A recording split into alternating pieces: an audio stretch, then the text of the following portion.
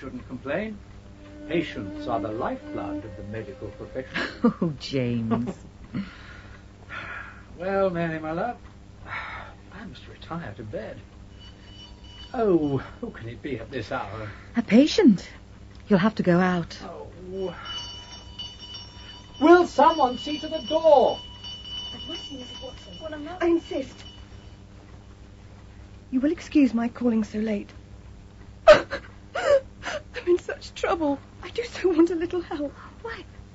Oh, it's Kate Whitney. How you startled me, Kate. I had no idea who you were when you came in. I didn't know what to do, so I came straight to you. It was very sweet of you to come. Now, you must have some wine and water and sit here comfortably and tell us about it. Or should you rather that I sent James off to bed? Oh, no. No. I want the doctor's advice and help, too. It's about Isa. He's not been home for 2 days. I'm so frightened about him. Come along. I'm sure he'll return. Isa Whitney. Sit here. Poor woman to have such a husband. A man wholly addicted to opium. I remember the last time I saw him. Yellow, pasty face, drooping lids and pinpoint pupils, huddled in a chair. The wreck and ruin of a noble man. James. Yes, my love. We must help find Isa. Yes, of course. Now, Kate, have you any idea where he might be?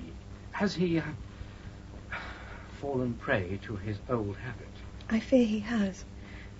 He's been gone for almost 2 days. I have prayed and begged for his deliverance, but he cannot shake off the spell. In recent months, he's confined his indulgence to a day and has come back in the evening. He says little and sits in his chair, pale and twitching. But this time he has not returned. Oh, Mary, what am I to do? Oh, Kate, we will find him. Where does he go to find... I am almost sure he's gone to the Bar of Gold in Upper Swandam Lane. It's an opium den on the farthest east of the city. I would have gone myself, but I feared to... My dear girl, there's no question of you going to such a place. I will go now, and if he's there, I will bring him back within 2 hours. Now, don't distress yourself any further.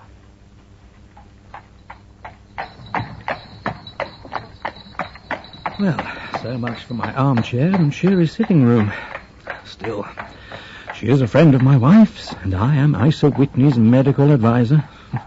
So let's hope he takes my advice. Lord knows what the cabman thinks of me, charging off to Swandam Lane at the dead of night. Oh, what a vile place this is. Dark, unwholesome. High warehouses punctured by sightless windows. The smell of poverty and disease. That London should have such places, it is a disgrace. Ah, this must be it. Between a slop shop and a gin shop. Cabby, stop here. Right, Rosa.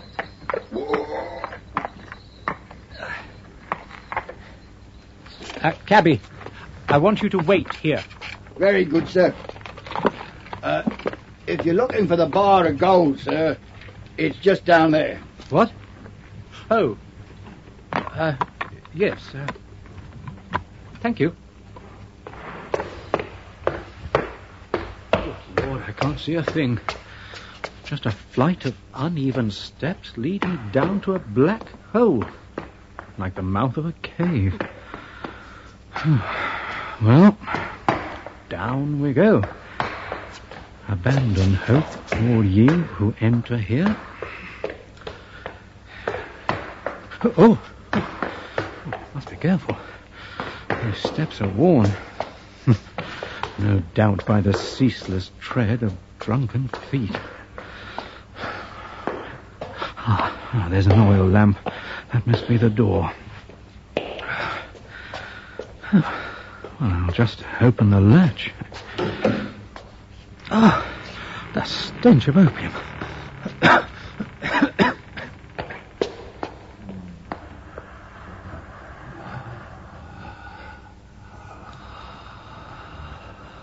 How can I find Isa here? The room seems to go on forever, like a tunnel. He must be here, somewhere, in one of these wooden berths stacked to the ceiling. But I can barely see through this choking brown opium smoke. Each berth has its own body, like some grub. Inert, bowed shoulders, bent knees, dark, dead eyes. Each one lit by a red circle of light. Now bright, now faint. Opium. The burning poison waxing and waning in their pipes. Oh, God. I must find Isa and get out of this place. No point asking any of this lot. Perhaps that old man sitting by the brazier at the far end. There's a little more light there at any rate. Would the gentleman care for a pipe? Very best quality. No, I don't want a pipe. Thank you. I have not come to stay. I believe there's a friend of mine here, Mr. Isa Whitney, and I wish to speak with him. Isa Whitney? Watson? Is that you, Watson? Isa! Thank goodness. Are you all right? Tell me, Watson. What o'clock is it? Nearly 11. Of what day? Friday, June 19th. Oh, good heavens. I thought it was Wednesday. It is Wednesday. What do you want to frighten a chap for? I tell you it is Friday, man. Your wife has been waiting these 2 days for you. You should be ashamed of yourself. So I am. But you've got it mixed, Watson. For I have only been here for a few hours. 3 pipes. 4 pipes. I forget how many. But I will go home with you. I wouldn't frighten Kate. Poor little Kate. Give me your hand. Have you a cab? Yes, I have one waiting. Then I shall go in it. Oh, but I must owe something. Find out what I owe, Watson. I am all off color. I can do nothing for myself. Right. Yeah, up you get. Oh. Mind the brazier. There we go.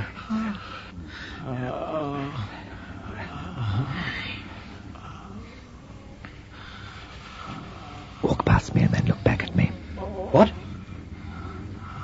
Someone spoke. I'm sure of it. Could it have been that old man sitting by the brazier? No, surely not. He's drowned in opium. Such an old man. So thin and bent with age.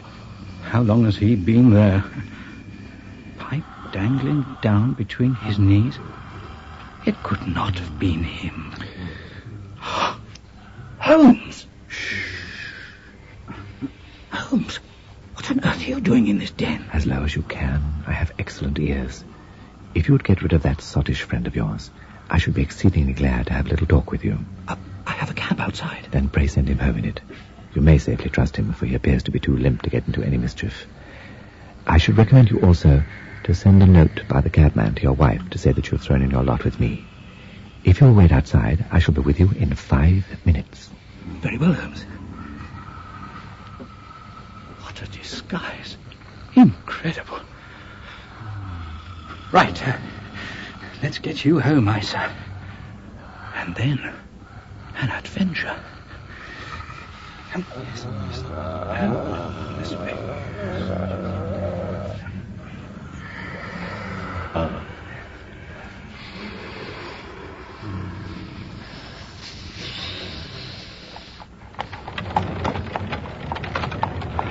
There.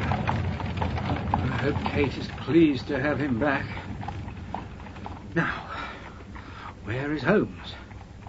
Ah, there is the decrepit and ancient Holmes shuffling towards me. Right, I'll just go round this corner. Then all should be safe for him.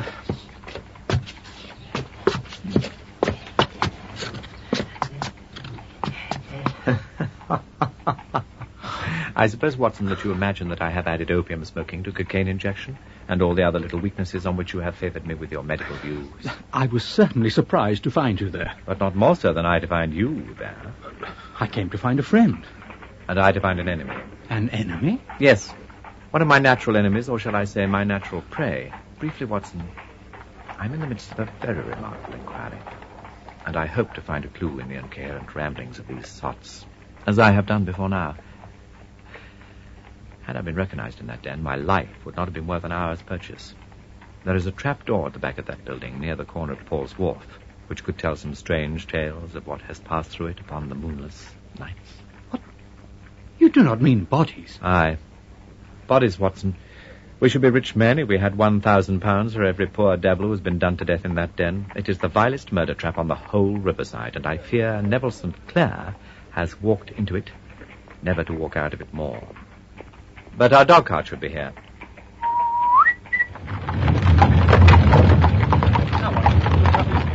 If I can be of use. Oh, a trusty comrade is always of use. And a chronicler? Still more.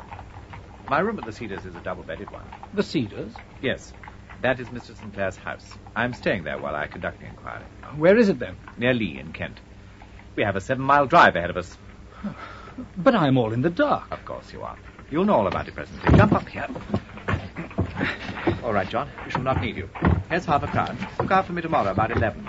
Very good, sir. So long, then. Come on, boy. What is all this about? Holmes is wrapped up in his thoughts and has given nothing away. Good Lord, it's cold on this cart. And to think I could be asleep in a warm bed with the woman I love. I must be mad. You have a grand gift of silence, Watson. It makes you quite invaluable as a companion. On my word, it is a great thing for me to have someone to talk to. My own thoughts are not ever pleasant. I was wondering what I should say to this dear little woman tonight when she meets me at the door. You forget that I know nothing about it. I shall tell you the facts of the case before we get to Lee. It seems absurdly simple, and yet somehow I can get nothing to go upon. Now, I'll state the case clearly and concisely to you, Watson, and maybe you can see a spark where all is dark to me. Proceed, then. Some years ago, to be definite in May 1884, there came to Lee a gentleman, Neville St. Clair by name, who appeared to have plenty of money. He took a large villa and lived generally in good style. By degrees, he made friends, and in 1887, he married the daughter of a local brewer, by whom he now has 2 children. He had no occupation, but was interested in several companies, and went into town as a rule in the morning, returning by the 5:14 from Cannon Street every night. Mr. St. Clair is now 37 years of age, is a man of temperate habits, and a good father. Walk on, walk on. I may add that his whole debts at the present moment, as far as we have been able to ascertain, amount to £88 and 10 shillings, while he has £220 sterling standing to his credit in the Capital and Counties Bank. There is no reason, therefore, to think that money troubles have been weighing on his mind. Last Monday, Mr. St. Clair went into town rather earlier than usual, stating that he had 2 important commissions to perform and that he would bring his little boy a box of bricks home. Now, by the merest chance, his wife received a telegram on the same day to the effect that a small parcel of considerable value had arrived for her at the offices of the Aberdeen Shipping Company, sent to her by an uncle in Edinburgh. Now, if you are well up on your London, you will know that the office of this company is in Fresno Street, which branches out of Upper Swandam Lane, where you found me tonight. Mrs. St. Clair collected her packet and found herself at exactly 4:35, walking through Swandam Lane on her way back to the station. Have you followed me so far? It is very clear. If you remember, Monday was an exceedingly hot day, and Mrs. St. Clair walked slowly, glancing about in the hope of seeing a cab, as she did not like the neighbourhood in which she found herself. While she was walking in this way down Swandam Lane, she suddenly heard an ejaculation, or cry, and was struck cold to see her husband looking down at her. His face was terribly agitated. He waved his hands frantically to her, and then vanished from the window so suddenly that it seemed to her that he'd been plucked by some irresistible force from behind. One singular point which struck her quick feminine eye was that although he wore some dark coat, he had on neither collar nor necktie. She rushed up the steps of the building, which was none other than that which houses the opium den in its cellar, where we met tonight. Let me in. My husband's in there. What have you done to him? What is all this noise? Man, there is no need for such commotion. My husband is in danger. I know he is. Let me pass. There is no one here. We are closed. No one is here. Let me in. I must see my husband. The bar of gold is not open. You cannot come in. I'll get a policeman. I'll get help. Oh, thank God. Oh, Constable, please wait. Constable. No, madam, it's all right. What seems to be the matter? It's my husband. He's in there, back there. They've taken him. What? Come on, please. You must help. Very well. Lead the way, madam. Oh, the bar of gold. Right. We'll get him out if he's inside. Open up. I'm a police officer. Oh, so what can I do for you, sir? I've reason to believe that you are detaining this good lady's husband. There is no one here, sir. You are most welcome to come and look. Right. So you're quite sure no one else has been in this room this afternoon? Yes, sir.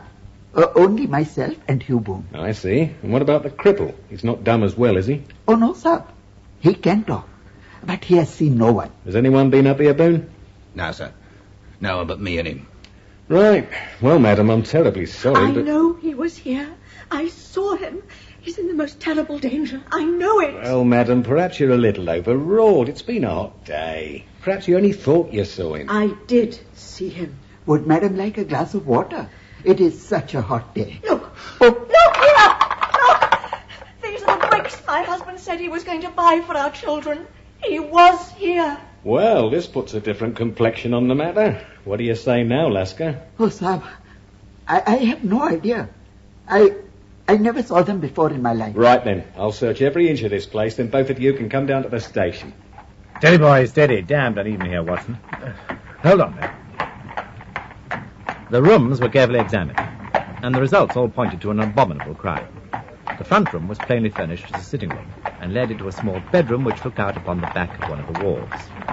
Between the wharf and the bedroom window is a narrow strip of mud, which is dry at low tide, but is covered with water at high tide, with at least 4 feet of water.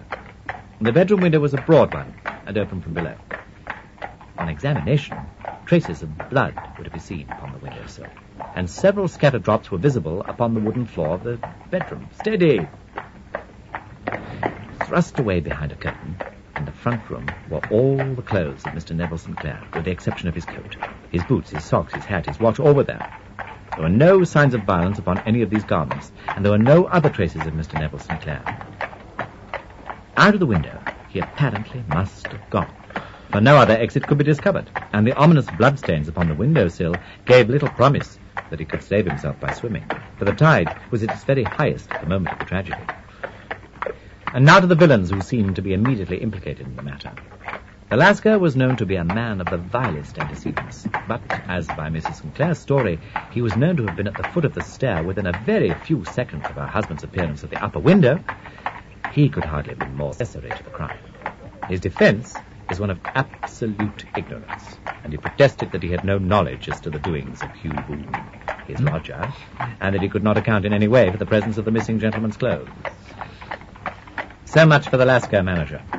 Now for the sinister cripple who lives upon the second floor of this building, and who was certainly the last human being whose eyes rested upon Neville St. Clair. His name is Hugh Boone, and his hideous face is one which is familiar to every man who goes much into the city. He is a professional beggar, though in order to avoid the police regulations, he pretends to a small trade in wax vestas. Some distance down Threadneedle Street, upon the left-hand side, there is, as you may have remarked, a small angle in the wall. Here it is that this creature takes his daily seat, cross-legged with his tiny stock of matches on his lap, And as he is a piteous spectacle, a small rain of charity descends into the greasy leather cap which lies on the pavement beside him. I have watched the fellow more than once before I ever thought of making his professional acquaintance, and I have been surprised at the harvest which he has reaped. His appearance, you see, is so remarkable that no one can pass him without observing him. A shock of orange hair, a pale face disfigured by a horrible scar, which by its contraction has turned up the outer edge of his upper lip, a bulldog chin, and a pair of very penetrating dark eyes, which present a singular contrast to the colour of his hair. All this marks him out from amid the common crowd of mendicants. And so, too, does his wit, for he is ever ready with a reply to any piece of chaff which may be thrown at him by a passer-by. This is our suspect. But a cripple? What could he have done single-handed against a man in the prime of life? He is a cripple in the sense that he walks with a limp, but in other respects he appears to be a powerful and well-nurtured man. Surely your medical expertise would tell you, Watson, that weakness in one limb is often compensated for by exceptional strength in the others. Pray, continue your narrative. Mrs. Sinclair had fainted at the sight of the blood upon the windowsill, and she was escorted home in a cab, the policeman having called for some assistance for the lady. One mistake had been made in not arresting Boone instantly, as he was allowed some few minutes in which he might have communicated with his friend, the Lascar.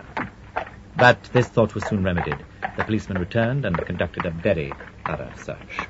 Right, what about this blood then, eh? Please, sir. I have no idea how it comes through. It's my blood. I cut my finger. Look. I see. Well, what about these clothes then? Never seen him before. Lascar? No. I don't know how they... Ah, very convenient. And how do you suppose the lady saw her husband at the window? He must have been dreaming. Or Barney. I don't have to listen to you. You're off to the station. Come on. Get your hands off me! Please, sir. We know nothing. Come on, boy, not far now. Despite his protestations, this creature was arrested and is now at the police station. The officer returned and continued his search. He hoped that the ebbing tide might afford some fresh clue, and it did, though they hardly found upon the mud what they feared to find. It was Neville Sinclair's coat, and not Neville Sinclair, which lay uncovered as the tide receded. And what do you think they found in his pockets? I cannot imagine. No, I didn't think you would guess. Every pocket stuffed with pennies and halfpennies. 421 pennies and 270 halfpennies. Good Lord. It was no wonder it had not been swept away by the tide. But a human body is a different matter. There is a fierce eddy between the wharf and the house. It seemed likely enough that the weighted coat had remained when the stripped body had been sucked away into the river. But I understood that all the other clothes were found in the room.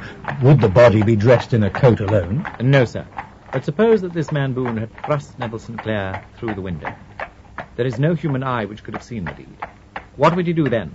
It would, of course, instantly strike him that he must get rid of the telltale garments. He would seize the coat and be in the act of throwing it out, when it would occur to him that it would swim and not sink. He has little time, for he has heard the scuffling downstairs. There is not an instant to be lost.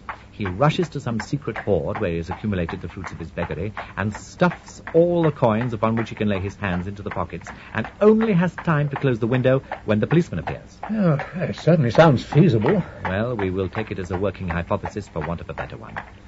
But I must confess I cannot recall any case within my experience which looked at first glance so simple and yet presented such difficulties. We're almost there. Now we shall meet Mrs. Sinclair. I do hate to meet her, Watson, when I have no news of her husband. Here we are. Whoa there. Whoa! Ah, that must be Mrs. Sinclair. She must be in great distress. What a comely woman. Poor creature. I pray Holmes can shed some light on all this. Well, no good news. No. No bad. No. Oh, thank God for that. But come in. You must be weary, for you've had a long day. Thank you. This is my friend, Dr. Watson. He's been most vital to me in several of my cases, and I am fortunate he could accompany me tonight. I am delighted to see you. You will, I am sure, forgive anything that may be wanting in our arrangements when you consider the blow that has come so suddenly upon us. My dear madam, I'm an old campaigner. No apology is needed. I am happy to be of service. Thank you. Now, Mr. Sherlock Holmes, I should very much like to ask you one or two plain questions, to which I beg that you will give a plain answer. Certainly, madam. Do not trouble about my feelings. I am not hysterical, nor given to fainting. I simply wish to hear your real opinion. Upon what point? In your heart of hearts, do you think Neville is alive? Well, Frankly, now. Frankly, then, madam, I do not. You think that he is dead? I do. Murdered? I don't say so. Perhaps. And on what day did he meet his death? On Monday. Then perhaps, Mr. Holmes, you will be good enough to explain how it is that I have received a letter from him today. What? Yes, today. May I see it? Certainly. Coarse writing on the envelope. Surely this is not your husband's hand, madam? No, but the enclosure is.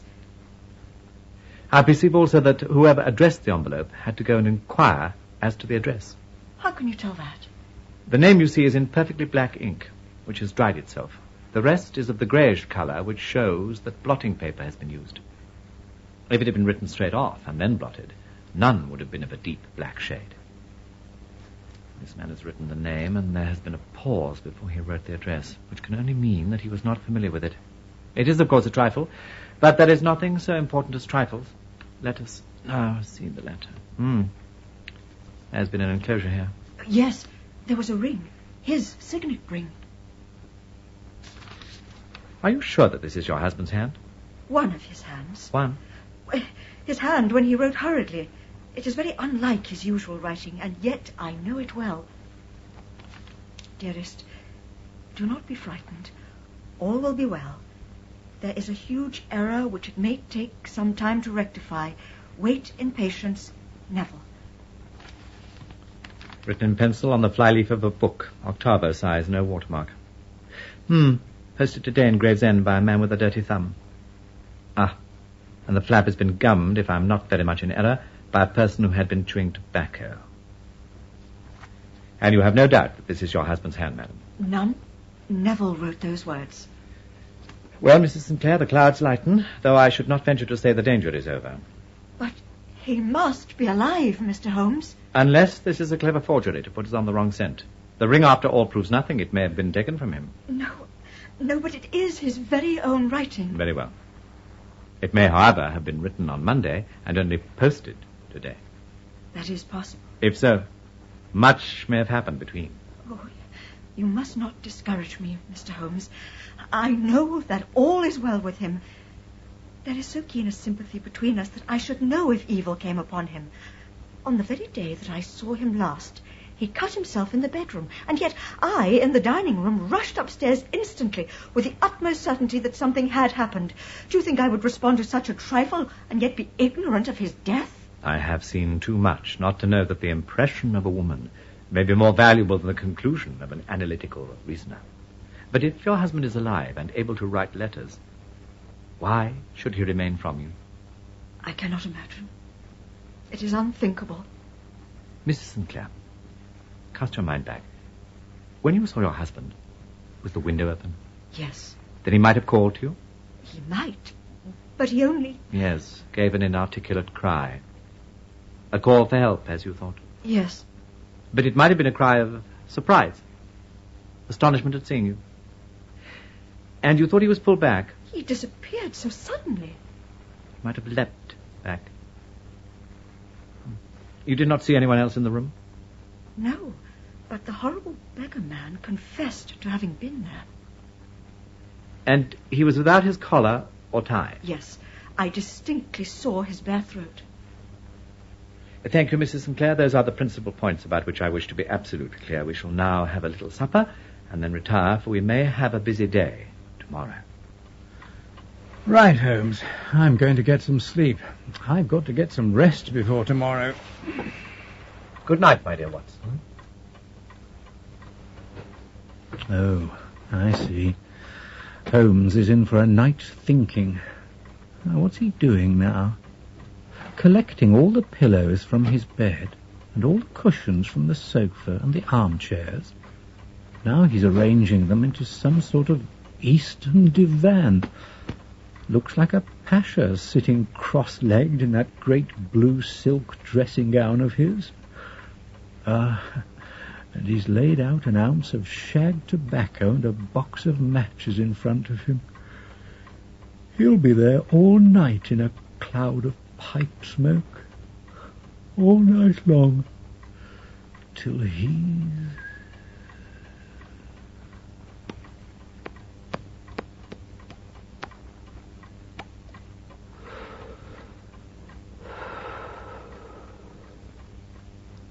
Awake, Watson?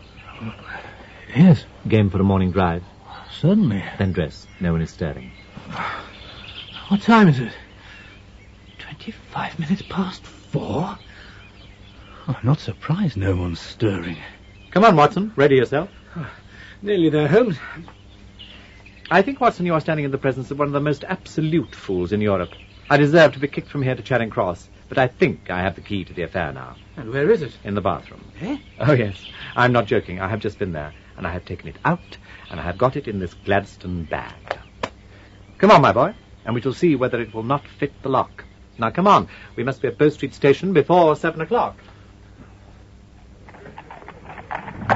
It has been in some points a singular case. I confess I have been as blind as a mole, but it is better to learn wisdom late than never to learn it at all.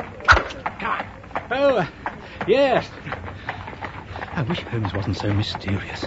And I do wish he wouldn't go quite so fast. Who is on duty? Inspector Bradstreet, sir. Oh, there he is, sir. Ah, Bradstreet. How are you? I wish to have a quiet word with you, Bradstreet. Certainly, Mr. Holmes. Step into my room here. Okay. What can I do for you, Mr. Holmes? I've called about that beggar man, Boone. Oh, yeah. The one who was charged with being concerned in the disappearance of Mr. Neville St. Clair. Yeah, he was brought up and remanded for further inquiries. So I heard. You have him here? In the cells. Is he quiet? Oh, he gives no trouble. But he's a dirty scoundrel. Dirty? Yeah. It's all we can do to make him wash his hands. And his face is as black as a tinker's. Well, once his case has been settled, he'll have a regular prison bath. And I think if you saw him, you would agree with me that he needed it. I should like to see him. Very much. Will you? Oh, that's easily done. Come this way. You can leave your bag. No, I think that I'll take it. Oh, very good. Come this way, if you please.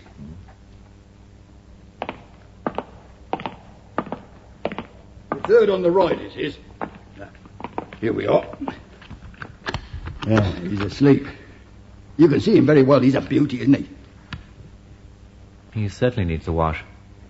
I had an idea that he might, and I took the liberty of bringing the tools with me. A sponge, sir? Oh, you're a funny one. Now, if you will have the great goodness to open the door very quietly, we will soon make him cut a much more respectable figure. Well, I don't know why not.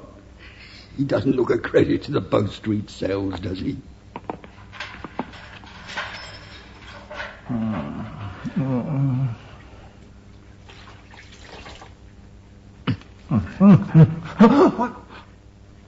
Let me introduce you to Mr. Neville St. Clair of Lee in the county of Kent. Only this horrid orange wig remains. Voila! Good God, Holmes. Great heavens. It is indeed the missing man. Pale, refined-looking chap with black hair. I know him from the photograph. Be it so. And pray, what am I charged with? With making away with Mr. Neville. Oh, come, you can't be charged with that, unless they make a case of attempted suicide of it.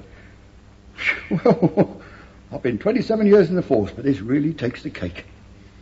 If I am Mr. Neville St. Clair, then it is obvious that no crime has been committed and that therefore I am illegally detained. No crime, but a very great error has been committed. You would have done better to have trusted your wife. It wasn't the wife. It was the children. God help me, I wouldn't have them ashamed of their father. Oh, my God, what an exposure. What can I do? If you leave it to a court of law to clear the matter up, of course, you can hardly avoid publicity. On the other hand, if you convince the police authorities that there is no possible case against you, I do not know that there is any reason that the details should find their way into the papers. Inspector Bradstreet would, I am sure, make notes upon anything which you might tell us and submit it to the proper authorities. God bless you. I would have endured imprisonment, even execution, rather than have left my miserable secret as a family blot to my children. They need know nothing, but only if you tell your story now and swear never to resurrect Hugh Boone, the notorious beggar. Willingly. In brief, then, my story is this. I was a journalist. I was sent to write a story on begging in the metropolis. It was only by trying to beg that I could get the facts upon which to base my article. I was also once an actor and had learned all the secrets of makeup. I was famous in the green room for my skill. I painted my face, and to make myself look as pitiable as possible, I made a good scar. Then, with a red head of hair and an appropriate costume, I took my station in the busiest part of the city. For 7 hours I plied my trade. And when I returned home in the evening, I found to my surprise that I had received no less than 26 shillings and fourpence. I wrote my articles and thought little more of the matter, until some time later I backed a bill for a friend and had a writ served on me for £25. I was at my wit's end where to get the money, but a sudden idea came to me. I begged a fortnight's grace from the creditor, asked for a holiday from my employers, and spent the time begging in the city under my disguise. In 10 days I had the money and paid the debt. Well, you can imagine how hard it was to settle down to arduous work at £2 a week when I knew that I could earn as much in a day by smearing my face with a little paint, laying my cap on the ground and sitting still. It was a long fight between my pride and the money, but the dollars won at last, and I threw up reporting and sat day after day, filling my pockets with coppers. It was a terrible secret I was never to share with my wife. When she saw me at the window, I thought all was lost. I just had time to apply my makeup and throw my coat weighted with coins into the river. In the course of hurriedly opening the window, I reopened a small cut which I'd inflicted upon myself in the bedroom that morning. I was quite relieved when the police arrived that I was arrested for the murder of Neville Sinclair and not revealed as the man himself. Well, sir, I think you've wasted quite enough of our time over the last week.